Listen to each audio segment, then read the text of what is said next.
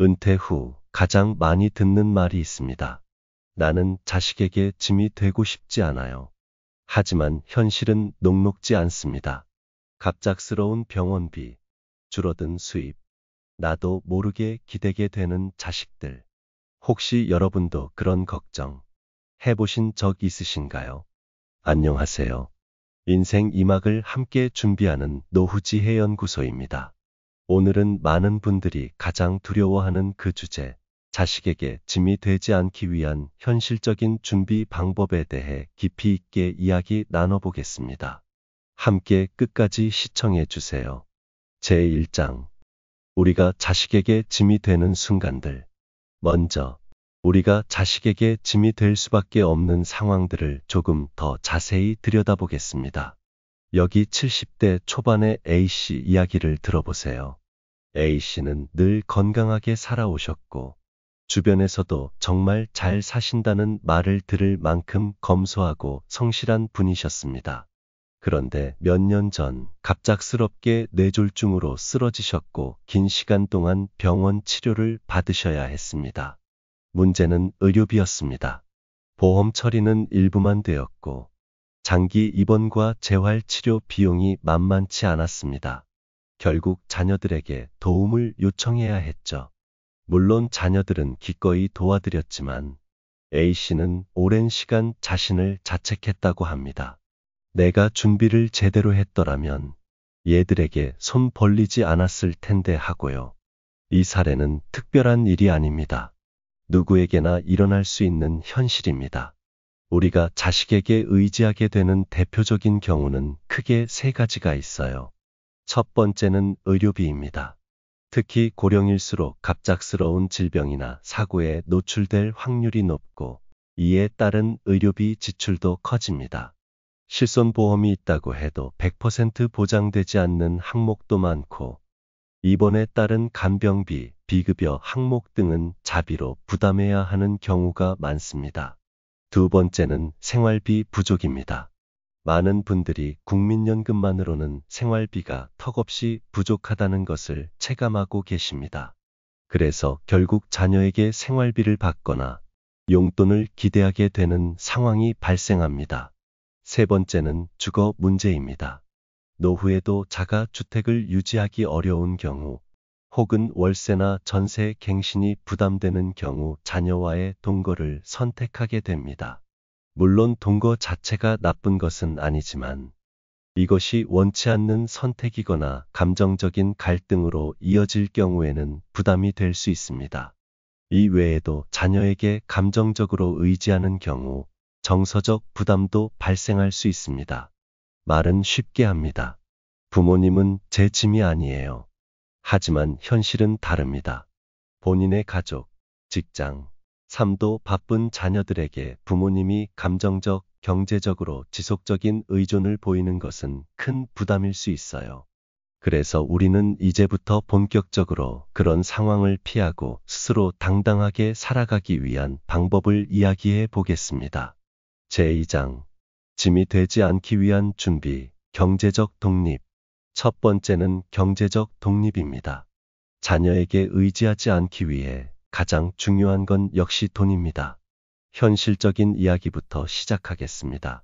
노후에 필요한 생활비는 보통 한 달에 최소 150만 원에서 250만 원 이상으로 잡힙니다.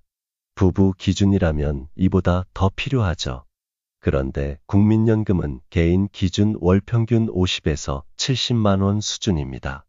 결국 연금 외에 수입원이 필요하다는 이야기입니다. 그래서 지금이라도 내 연금 상태를 점검하는 게 중요합니다.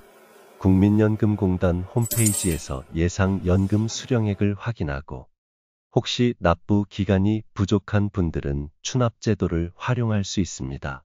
예전에는 몰랐던 제도들도 요즘은 꽤 잘 정비되어 있으니 꼭 확인해 보세요. 그리고 퇴직연금이나 개인연금도 함께 관리해야 합니다. 퇴직연금을 IRP 계좌로 옮겨서 운용 수익률을 높이거나 일정 금액씩 개인연금 상품에 투자해도 좋아요. 너무 늦었다고 생각하지 말고 지금이라도 소액이라도 정기적으로 넣어두면 5년, 10년 뒤엔 분명히 도움이 됩니다. 그 다음은 지출을 줄이는 방법입니다. 고정 지출 항목부터 정리해 보세요. 보험료, 통신비, 각종 구독 서비스 등 불필요한 지출이 꽤 많을 수 있습니다. 한 달에 10만 원만 절약해도 1년에 120만 원입니다. 부동산 다운사이징도 좋은 방법입니다. 큰 집은 유지비가 많이 듭니다. 수도, 전기, 보일러, 청소까지. 관리가 힘들고 유지비도 부담되죠. 자신에게 맞는 소형 주택이나 오피스텔로 옮기면 그 돈을 생활비나 치료비로 더 유용하게 쓸 수 있습니다. 또 하나, 유언장 작성이나 사전 증여 계획을 세워두는 것도 경제적 독립에 포함됩니다. 나중에 혹시 모를 분쟁이나 상속세 문제 등을 방지하려면 미리 정리해두는 것이 자녀를 위한 배려입니다.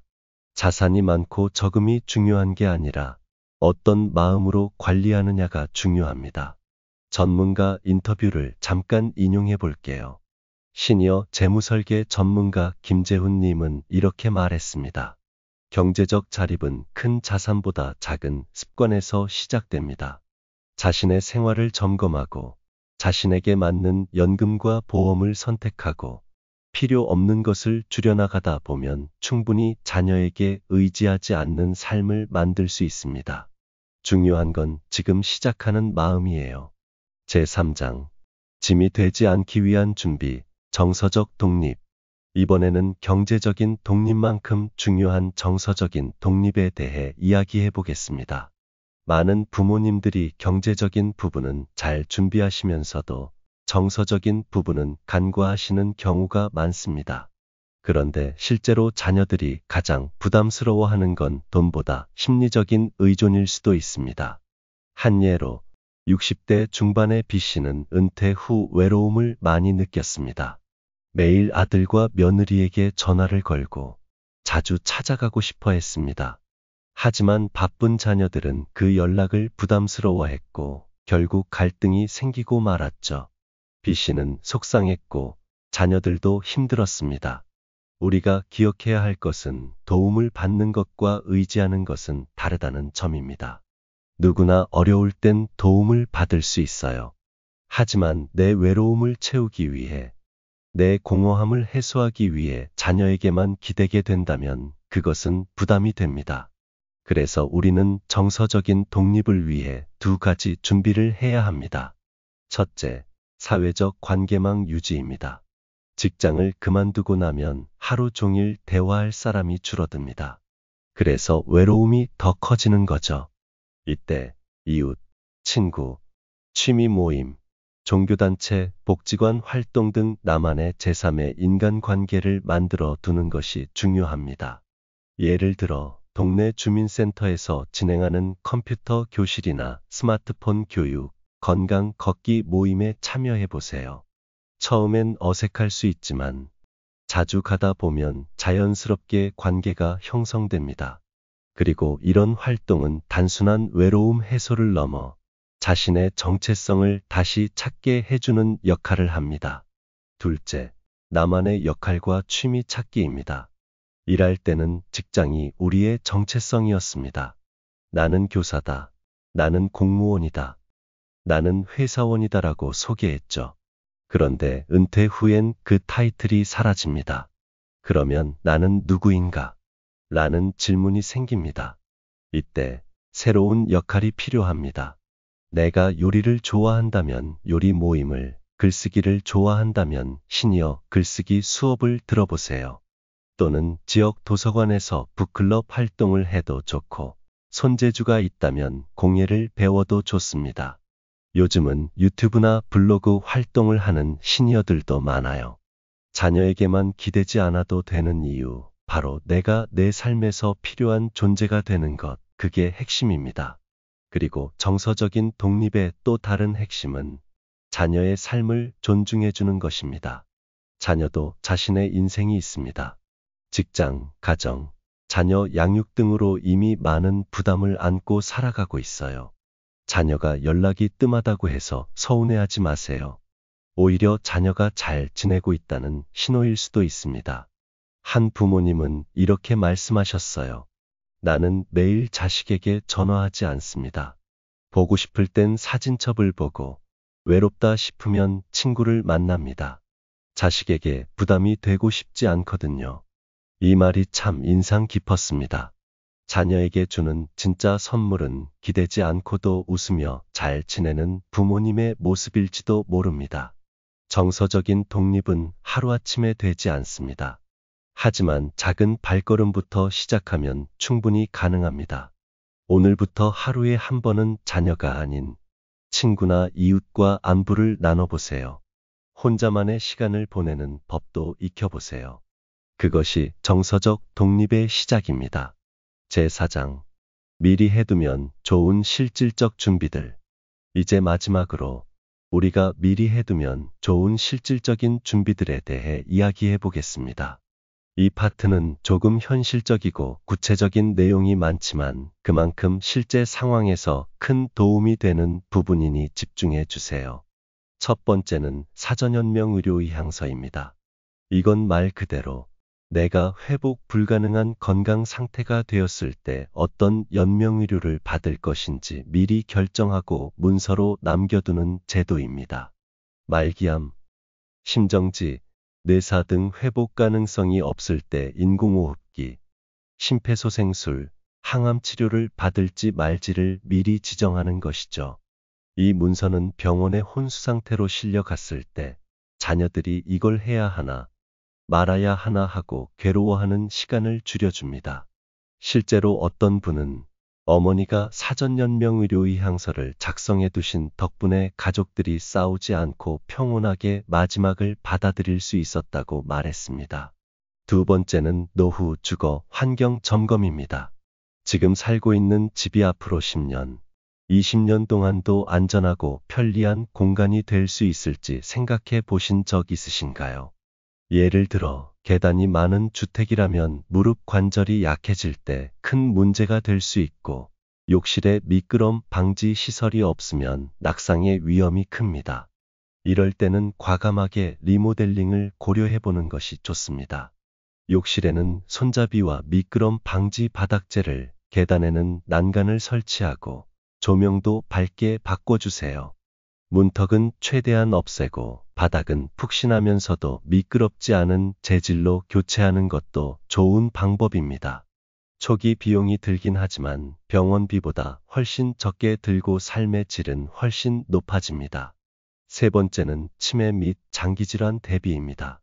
요즘은 80세 넘어서까지 사는 분들이 많기 때문에 장기질환에 대한 대비가 꼭 필요합니다. 치매는 단순히 기억력이 떨어지는 것을 넘어서 일상생활이 어려워지고 주변 가족들이 큰 부담을 느끼게 되는 질병입니다. 이럴 때는 미리 장기요양보험이나 치매보험에 가입하는 것도 방법입니다.